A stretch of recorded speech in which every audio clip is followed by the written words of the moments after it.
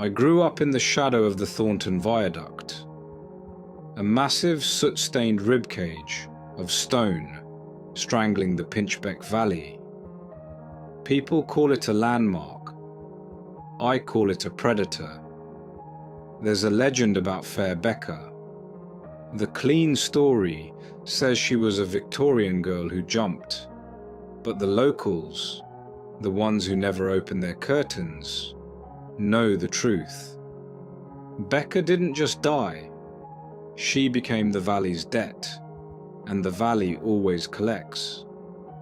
I was 19 when my friend Danny decided to call the debt. Chapter 1. The Geometry of the Damned.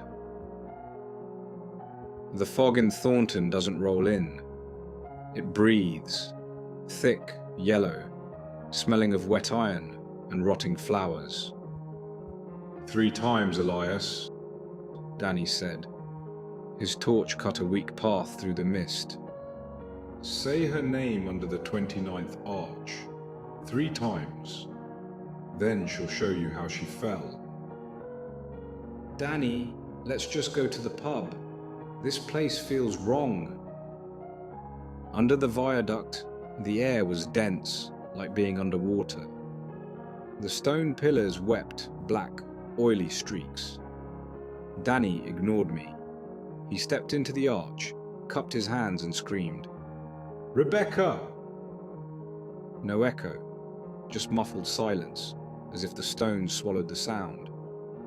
"Rebecca!" A crow fell from a branch, not flying, falling. "Rebecca!" The silence that followed was heavy, physical. My ears bled. And then, from 60 feet above.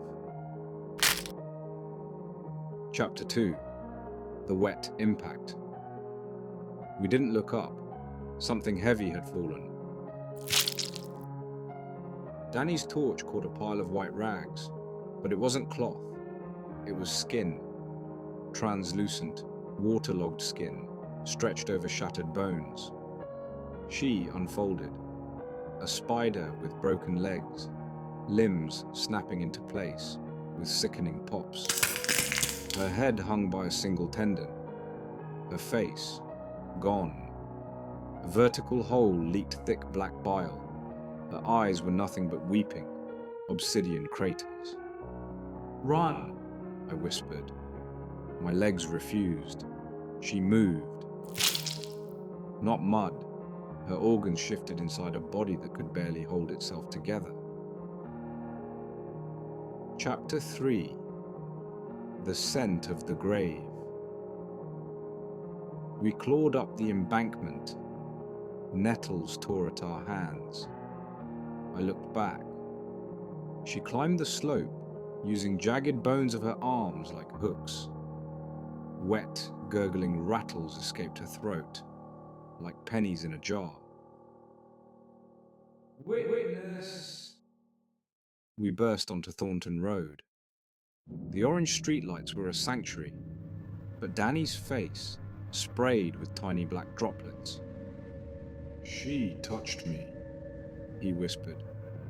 "I can't feel my spine." Behind him, at the edge of the light, she waited, tilted at 45 degrees, not chasing, marking. Chapter 4. The Clicking in the Walls. A week later, Danny stopped being Danny, locked in his terrace house. Mirrors taped over, smell of rotting lilies and industrial grease. He lifted his shirt. Dark purple bruises lined his spine. His ribs flared at unnatural angles. "She's heavy, Elias," he whimpered. "She wants to use my bones to stand." Above him, the ceiling cracked. Black bile dripped on his forehead. "Okay," he whispered. "Take the weight." Chapter 5. The ceiling's debt. The door wouldn't open. Pressure held it shut. The ceiling collapsed upward. Danny lifted off the chair. Limbs snapped, neck ground like millstones, eyes gone, replaced by black holes. "The valley is hungry," he said, "and I'm finally light." He was sucked into the ceiling. No struggle, no blood. Just two wet, black footprints and the smell of rotting lilies that never left. Chapter 6. The Infection of Gravity. I moved to London. I thought distance would save me, but gravity is the same everywhere. Dreams of falling, endless black void, then the clicking. Walls, pipes, every corner. Yesterday I looked in the mirror. For a second it wasn't me.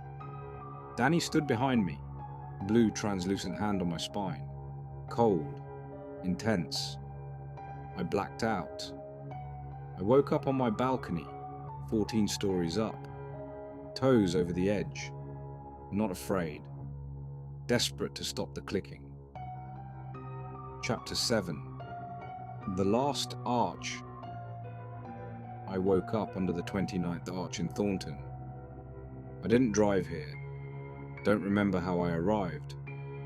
Fog thick. I can't see my hands. Dozens of them. Not just Becca. Not just Danny. Children who vanished in the 50s. Workers from 1870. A forest of broken people tilted towards me. My neck itches. A rhythmic snapping. Release.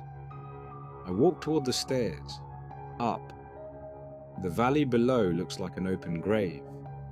The viaduct not stone.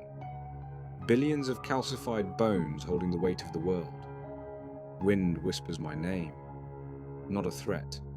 An invitation. I see Danny, arms broken, reaching. "Catch me, Elias," he gurgles. I lean forward. Stone ripples. Gravity claims its debt. If you ever visit the valley, don't look at the arches. And if you hear clicking in your walls, don't look up. She's just looking for a new place to land. If you are based in the UK and would like to enjoy freshly batch roasted coffee delivered to your door, visit vitalcoffee.co.uk and use the coupon code mrfreakystory to get 10% off from all products. I will leave a link in the description below.